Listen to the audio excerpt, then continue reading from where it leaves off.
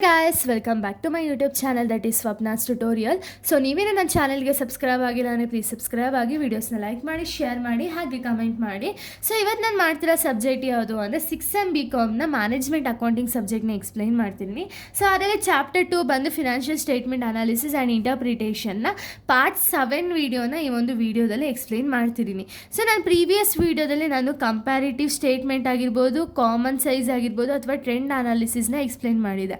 So ಈ ಒಂದು ವಿಡಿಯೋದಲ್ಲಿ trend analysis and comparative statement ಅಂದರೆ ಕಂಪ್ಯಾರಿಟಿವ್ ಸ್ಟೇಟ್ಮೆಂಟ್ ಅಥವಾ ಕಾಮನ್ ಸೈಜ್ ಸ್ಟೇಟ್ಮೆಂಟು ಈ ರೀತಿ ಏನಾದ್ರು ಕೊಟ್ಟರೆ ಯಾವ ರೀತಿ ನಾವು ಪ್ರಾಬ್ಲಮ್ ಸಾಲ್ವ್ ಮಾಡಬೇಕು ಅಂತ ಹೇಳಿ ಒಂದೇ ವಿಡಿಯೋದಲ್ಲಿ ನಾನು ತಿಳಿಸ್ತಾ ಹೋಗ್ತೀನಿ. ಓಕೆನಾ? ಸೊ ಇವಾಗ ನೋಡಿ, ಇವಾಗ ನಮಗೆ ಕೊಟ್ಟಿರೋ ಕ್ವಶನ್ ಏನು ಅಂದರೆ ನಾವು ಟ್ರೆಂಡ್ ಅನಾಲಿಸಿಸ್ನ ಫೈಂಡ್ ಔಟ್ ಮಾಡಬೇಕಾಗುತ್ತೆ. ಸೊ ಟ್ರೆಂಡ್ ಅನಾಲಿಸಿಸಲ್ಲಿ ನಮ್ಗೆ ಏನೇನು ಡೀಟೇಲ್ಸ್ ಬೇಕು ಎಲ್ಲ ಕೊಟ್ಟಿದ್ದಾರೆ. ಫಸ್ಟು ಸೇಲ್ಸ್ನ ಕೊಟ್ಟಿದ್ದಾರೆ, cost of goods sold minus operating ಎಕ್ಸ್ಪೆನ್ಸಸಲ್ಲಿ. ಸೊ ಇಲ್ಲಿ ಆಪರೇಟಿಂಗ್ ಎಕ್ಸ್ಪೆನ್ಸಸಲ್ಲಿ office expenses, selling expenses and distribution expenses ಇಷ್ಟು ಎಕ್ಸ್ಪೆನ್ಸಸ್ನ ಕೊಟ್ಟಿದ್ದಾರೆ. ಹಾಗೆ ನಾನ್ ಆಪರೇಟಿಂಗ್ ಎಕ್ಸ್ಪೆನ್ಸಸಲ್ಲಿ interest on debenture and interest on ಲೋನ್ನ ಕೊಟ್ಟಿದ್ದಾರೆ. ಆ್ಯಂಡ್ 2015, 16, 17 ಅಂತ ಹೇಳಿ 3 ಪಾರ್ಟ್ಸಾಗಿ ಡಿವೈಡ್ ಮಾಡ್ತಾ ಹೋಗಿದ್ದಾರೆ. ಸೊ ಇಷ್ಟು ನಮಗೆ ಕ್ವಶನ್ ಇರೋದು. ಇಲ್ಲಿ ನಾವು ಟ್ರೆಂಡ್ ಅನಾಲಿಸಿಸ್ನ ಫೈಂಡ್ ಔಟ್ ಮಾಡಬೇಕಾಗುತ್ತೆ. ಸೊ ನಾನು ಪ್ರೀವಿಯಸ್ ವಿಡಿಯೋ ಯಾರ್ಯಾರೆಲ್ಲ ನೋಡಿರ್ತಾರೋ ಅವ್ರಿಗೆ ನಾನು ತುಂಬ ಈಸಿಯೆಸ್ಟ್ ವೇನ ಹೇಳ್ಕೊಟ್ಟಿದ್ದೆ. ಏನು ಅಂದರೆ ಫಸ್ಟು ಎಲ್ಲ ಅಮೌಂಟ್ನ ಹಾಕಿ ಅಂತ ಹೇಳಿ ಹೇಳ್ಕೊಟ್ಟಿದ್ದೆ.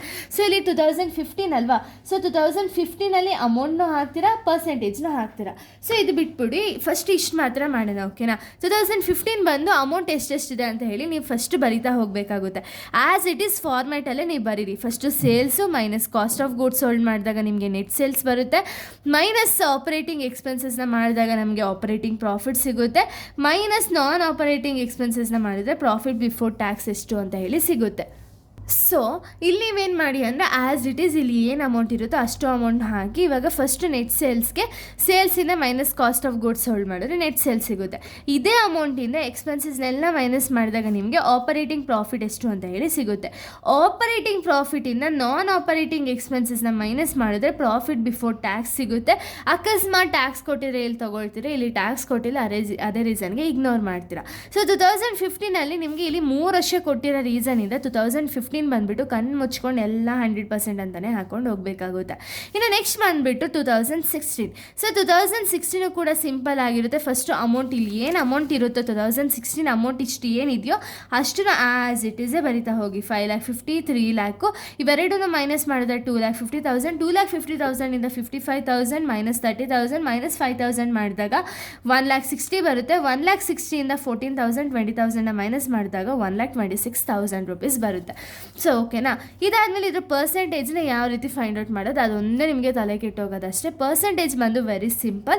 ಸೊ ಇಲ್ಲಿ ನೋಡಿ, ಇಲ್ಲಿ ಪರ್ಸೆಂಟೇಜ್ ಬಂದು 2016ಗೆ ಯಾವ ರೀತಿ ಮಾಡ್ತೀರಾ ಅಂದರೆ 2016 ಡಿವೈಡೆಡ್ ಬೈ 2017 ಇಂಟು 100 ಮಾಡಿದಾಗ 2016 ಪರ್ಸೆಂಟೇಜ್ ಎಷ್ಟು ಅಂತ ಹೇಳಿ ಸಿಗುತ್ತೆ. ಸೊ ನೋಡಿ, ಇಲ್ಲಿ 5,50,000 ಡಿವೈಡೆಡ್ ಬೈ 3,00,000 ಇಂಟು 100 ಮಾಡಿದಾಗ 183.33 ಬರುತ್ತೆ. ಸೊ ನೆಕ್ಸ್ಟ್ ಬಂದುಬಿಟ್ಟು 3,00,000 ಡಿವೈಡೆಡ್ ಬೈ 2,50,000 ಇಂಟು 100 ಮಾಡಿದಾಗ 120 ಸಿಗುತ್ತೆ. 2,50,000 ಡಿವೈಡೆಡ್ ಬೈ 50,000 ಇಂಟು 100 ಮಾಡಿದಾಗ 500 ಬರುತ್ತೆ. ಇದೇ ರೀತಿ ಪ್ರತಿಯೊಂದಕ್ಕೂ ಇಂಟು ಮಾಡ್ತಾ ಹೋದರೆ ನಿಮಗೆ 2016 ಎಷ್ಟು ಅಂತ ಹೇಳಿ ಸಿಗುತ್ತೆ. ಓಕೆನಾ? ಇನ್ನು ನೆಕ್ಸ್ಟ್ ಬಂದುಬಿಟ್ಟು ಲಾಸ್ಟಲ್ಲಿ 2017 ಅಮೌಂಟು ಪರ್ಸೆಂಟೇಜು. ಸೊ ಇಲ್ಲಿ 2017 ಕ್ವಶನ್ ಪೇಪರಲ್ಲಿ ಏನಿದೆಯೋ ಅದೇ ಅಮೌಂಟ್ನ ಹಾಕ್ತಾ ಹೋಗಬೇಕಾಗುತ್ತೆ. ಸೇಮು 6,50,000, 3,00,000 ಇವೆರಡೂ ಮೈನಸ್ ಮಾಡಿದಾಗ 3,50,000 ಬರುತ್ತೆ. 3,50,000 ಇಂದ 70,000, 45,000, 6,000 ಮೈನಸ್ ಮಾಡಿದಾಗ 2,29,000 ಸಿಗುತ್ತೆ. 2,29,000 ಇಂದ 30,000, 50,000 ಮೈನಸ್ ಮಾಡಿದಾಗ 1,49,000 ರೂಪೀಸ್ ಸಿಗುತ್ತೆ. ಓಕೆನಾ? ಇದಾದಮೇಲೆ ನೆಕ್ಸ್ಟ್ ಬಂದುಬಿಟ್ಟು 2017 ಯಾವ ರೀತಿ ಫೈಂಡ್ ಔಟ್ ಮಾಡೋದು ಅಂದರೆ 2017 amount divided by 15 amount into 100ನ ಮಾಡ್ಕೋಬೇಕಾಗುತ್ತೆ. ಅಂದರೆ ಬೇಸ್ ಇಯರ್ನೇ ನೀವು ಕನ್ಸಿಡರ್ ಮಾಡಬೇಕಾಗುತ್ತೆ. ಸೊ ಬೇಸ್ ಇಯರ್ನ ಕನ್ಸಿಡರ್ ಮಾಡಿಕೊಂಡು ಪ್ರಾಬ್ಲಮ್ ಅನ್ನೋದನ್ನ ಸಾಲ್ವ್ ಮಾಡ್ತಾ ಹೋಗಬೇಕಾಗುತ್ತೆ. ಸೊ ಇಲ್ಲಿ ನೋಡಿ, ಇಲ್ಲಿ ಪರ್ಸೆಂಟೇಜ್ಗೆ 6,50,000 ಡಿವೈಡೆಡ್ ಬೈ 3,00,000 ಇಂಟು 100 ಮಾಡಿದಾಗ 116.66 ಬರುತ್ತೆ. 3,00,000 ಡಿವೈಡೆಡ್ ಬೈ 2,50,000 ಇಂಟು 100 ಮಾಡಿದಾಗ 120. 3,50,000 ಡಿವೈಡೆಡ್ ಬೈ 50,000 ಇಂಟು 100 ಮಾಡಿದಾಗ ಮಾಡಿದಾಗ 700.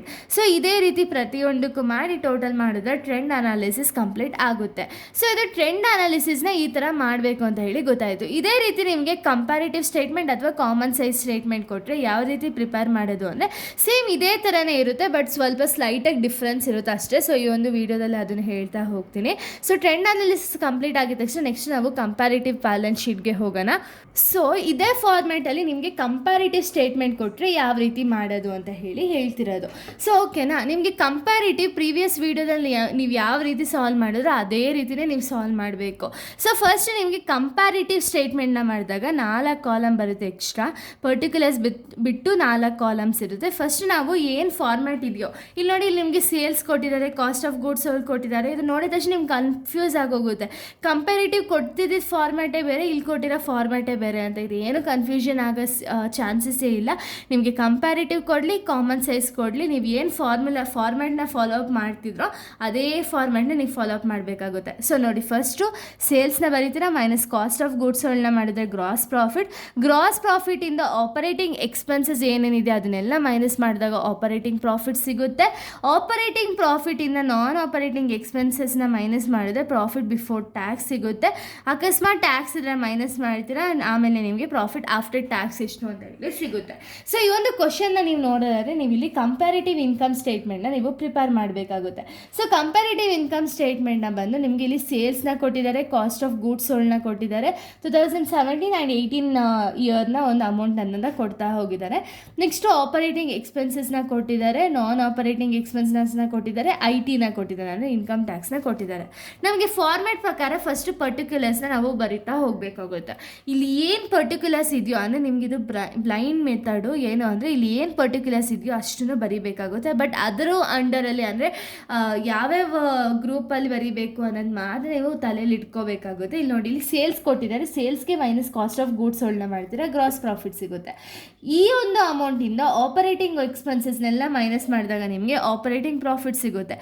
ಆಪರೇಟಿಂಗ್ ಪ್ರಾಫಿಟಿಂದ ನಾನ್ ಆಪರೇಟಿಂಗ್ ಎಕ್ಸ್ಪೆನ್ಸಸ್ ಯಾವುದಿದೆ, ಇಂಟ್ರೆಸ್ಟ್ ಪೇಯ್ಡ್ ಅಲ್ವಾ, ಇಂಟ್ರೆಸ್ಟ್ ಪೇಯ್ಡ್ನ ಮೈನಸ್ ಮಾಡ್ತೀರಾ, ಆವಾಗ ನಿಮಗೆ ಪ್ರಾಫಿಟ್ ಬಿಫೋರ್ ಟ್ಯಾಕ್ಸ್ ಎಷ್ಟು ಅಂತ ಹೇಳಿ ಸಿಗುತ್ತೆ. ಇದಕ್ಕೆ IT ನ ಮೈನಸ್ ಮಾಡಿದರೆ ಪ್ರಾಫಿಟ್ ಆಫ್ಟರ್ ಟ್ಯಾಕ್ಸ್ ಸಿಗುತ್ತೆ. ಓಕೆನಾ, ಸೇಮ್ ಇಲ್ಲಿ ಏನಿದೆಯೋ ಅದೇ ಅಮೌಂಟ್ನ ಹಾಕ್ತಾ ಹೋಗಿ. ಸೊ ಸೇಲ್ಸ್ ಬಂದುಬಿಟ್ಟು 21,50,000, 25 lakhs, cost of goods sold ಬಂದು 13 lakh, 1,50,000. ಗ್ರಾಸ್ ಪ್ರಾಫಿಟ್ ಬಂದುಬಿಟ್ಟು ಇವೆರಡನ್ನ ಮೈನಸ್ ಮಾಡಬೇಕಲ್ವಾ. 21,50,000 ಮೈನಸ್ 13 lakh ಮಾಡಿದಾಗ 8,50,000 ಬರುತ್ತೆ. 8,50,000 2,10,000 ಮೈನಸ್ 1,90,000 ಮಾಡಿದಾಗ 4,50,000 ಬರುತ್ತೆ. 4,50,000 1,40,000 ಮೈನಸ್ ಮಾಡಿದಾಗ 3,10,000 ಬರುತ್ತೆ. 3,10,000 IT ಎಷ್ಟು ಕೊಟ್ಟಿದ್ದಾರೆ, 1,70,000 ಮೈನಸ್ ಮಾಡಿದಾಗ 1,40,000 ಬರುತ್ತೆ. ಇದೇ ರೀತಿ 2018 ಬರೀತೀರಾ. ಇದಾದಮೇಲೆ ನೆಕ್ಸ್ಟ್ ಕಾಲಮ್ ಏನು ಅಂದರೆ ಇನ್ಕ್ರೀಸ್ ಅಥವಾ decrease in value of rupees. Increase ಆಗಿದೆ, ಡಿಕ್ರೀಸ್ ಆಗಿದೆಯಾ ಅಂತ ಯಾವ ರೀತಿ ಫೈಂಡ್ ಔಟ್ ಮಾಡೋದು ಅಂದರೆ, ಸೊ ನೀವು ಇಲ್ಲಿ 2017-18ಗೆ AB ಅಂತ ಹೇಳಿ ಬರೀರಿ. ಸೊ ನೆಕ್ಸ್ಟ್ ಕಾಲಮ್ಗೆ ಏನು ಮಾಡ್ತೀರಾ ಅಂದರೆ increase or decrease in value of ರುಪೀಸ್ಗೆ C ಅಂತ ಹೇಳಿ ಹಾಕ್ಕೊಳ್ಳಿ. ಇವಾಗ ನಿಮಗೆ ಫಾರ್ಮ್ಯಾಟ್ ಏನು ಬರುತ್ತೆ ಅಂದರೆ, ಒಂದು ಫಾರ್ಮುಲಾ ಏನು ಬರುತ್ತೆ ಅಂದರೆ Cನ ನೀವು ಫೈಂಡ್ ಔಟ್ ಮಾಡಬೇಕು ಅಂದರೆ B ಮೈನಸ್ A ಮಾಡಿದಾಗ ನಿಮಗೆ C ಸಿಗುತ್ತೆ. ಅಂದರೆ 25 lakh ಮೈನಸ್ 21,50,000 ಮಾಡಿದಾಗ ನಿಮಗೆ ಇಲ್ಲಿ ಆನ್ಸರ್ ಎಷ್ಟು ಅಂತ ಹೇಳಿ ಸಿಗುತ್ತೆ.